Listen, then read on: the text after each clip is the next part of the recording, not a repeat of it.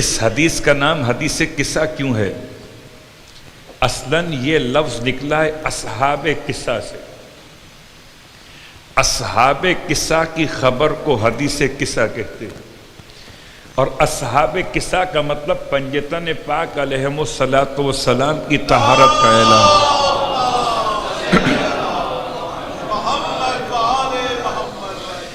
اور اسی حدیث قصہ کے حوالے سے آپ کی خدمت میں یہ بات بیان کر دوں کہ اب یہ بحث اپنے مقام پر سند کی بحث ہو، راویوں کی تحقیق ہو، کتنے الفاظ کس حد تک قابل قبول ہیں، یہ پوری بحث میں پھر بھی کہہ چکا 2 دن پہلے بھی آپ کی خدمت میں کہ یہ ساری بحث علمی اعتبار سے طلباء کے لیے ہے۔ جس کو سیدہ سے توسل کرنا ہو، حدیث قصہ کی سند سمجھ میں آئے نہ آئے، فضیلت سمجھ میں آئے تو توسل کر، ورنہ فقہی اعتبار سے اس کا نام ہے رجائے مطلوبیت۔ صلوات پڑھے محمد اور آل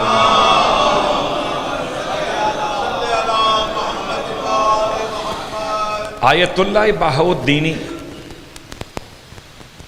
علماء میں ایک ایسی شخصیت کہ جو عرفانیات کے اعتبار سے کچھ زیادہ قریب سمجھے گئے اہل بیت اطہار کے علوم سے۔ سارے علماء اعلام مراجع عظام جو آل محمد کے در کے فقیر ہیں وہ سب ہمارے سر کا تاج ہیں۔ جو آل محمد کے در کے فقیر ہیں وہ ہمارے سر کا تاج ہے۔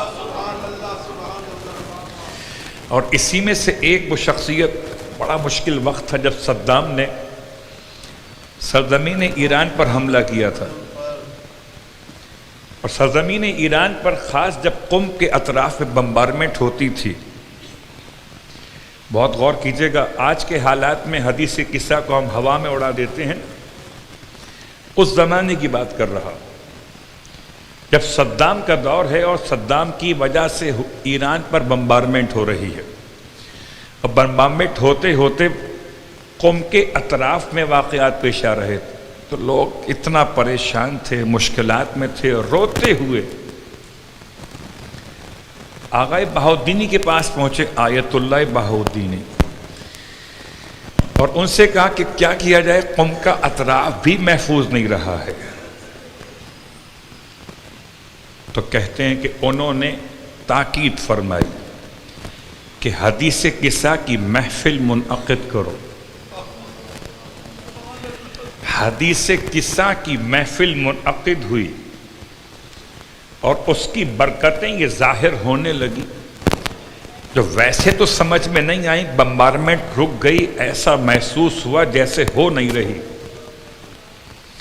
لیکن کہتے ہیں کہ بمبارمنٹ کرنے والوں میں سے ایک ایئر کرافٹ ایسا تھا کہ جو وہاں پر کریش ہو گیا، گر گیا قم کے اطراف میں۔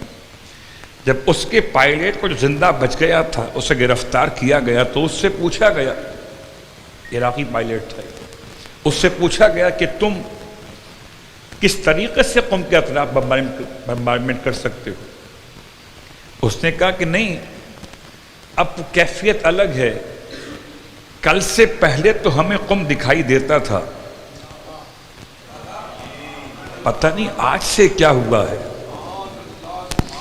ہم جب اوپر سے دیکھ رہے تھے آج تو ہمیں قم نہیں دکھائی دے رہا تھا، لگا پانی ہی پانی ہے، اور اس کے چاروں طرف ہمیں کچھ سمجھ میں نہیں آتا تھا، پانی سمجھ میں آتا تھا، سوچتے تھے پانی کے اطراف میں کیا بم گرائیں۔ صلوات پڑھیں محمد اور آل۔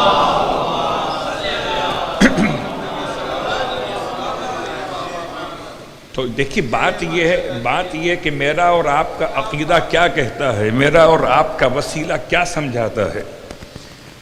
حدیث قصہ کی فضیلت و اہمیت کے اعتبار سے علماء نے مجھے اور آپ کو کیا پیغام دیا ہے، تو آئیے آیت اللہ بہاؤالدینی فرماتے ہیں 4 باتوں پہ خاص توجہ کیجیے۔ پہلی بات، جب کوئی مشکل پریشانی ہو تو نذر مان لیجئے۔ نذر کا مطلب خدا کی راہ میں قربانی پیش کرنا، گوسفند وغیرہ کی، اور اس سے مستحقین کو کھانا پہنچانے کا انتظام کرنا، یہ بڑی مؤثر کیفیت ہے۔ اللہ اکبر، قربانی پیش کر کے انسان کہاں سے کہاں پہنچ جاتا ہے۔ تو قربانی خدا کی راہ میں پیش کرنا انسان کی مشکلات کے خاتمے کا عنوان ہے، نذر۔ دوسرا کام، کیا تمہیں چاہیے کہ صدقہ و خیرات الگ سے کرو؟ نظر الگ ہے، صدقہ و خیرات الگ ہے۔ تیسرا کام، کثرت سے درود پڑھو، اور چوتھا کام، کثرت سے حدیث قصہ کی تلاوت کرو۔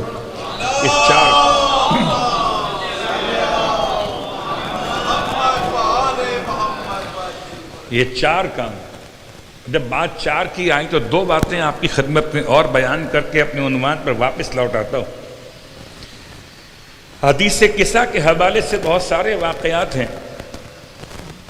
کہتے ہیں خانم موسوی، خاتون ایران کی گزری، کہتی ہیں خدا نے صاحب اولاد نہیں کیا تھا، دن بڑے گزر گئے شادی کو، بہت پریشان تھی۔ کہتی ہیں کہ اتفاق سے ایک تقریب میں کسی گھر میں شرکت کا موقع ملا جہاں قرآن خوانی اور حدیث قصہ کی تلاوت کا پروگرام تھا۔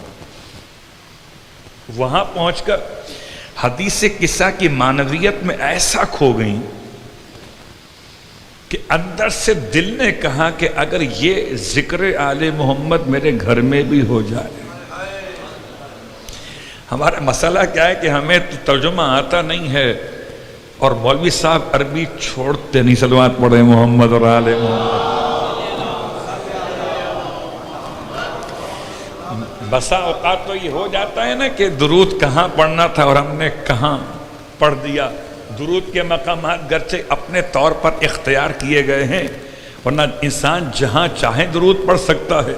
پوری حدیث قصہ میں کوئی اسٹاپ نہیں بنائے گئے کہ یہاں رکو گے تو درود پڑھو گے، جہاں چاہو درود پڑھ سکتے ہو۔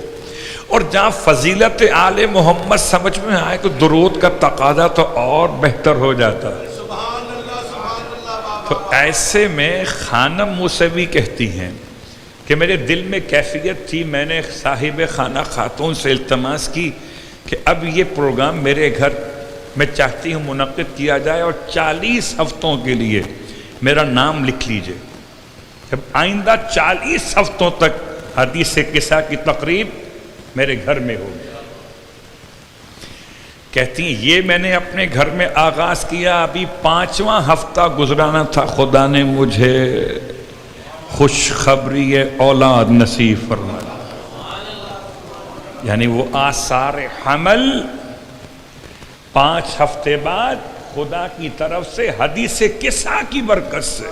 اللہ اکبر۔ تو بات اپنے مقام پر انسان سمجھے تو بہت کچھ ہے، نہ سمجھے تو کچھ بھی نہیں ہے۔ سیدہ کی چادر کا تذکرہ کرو، تمہاری عزت و آبرو خدا بڑھا دے گا۔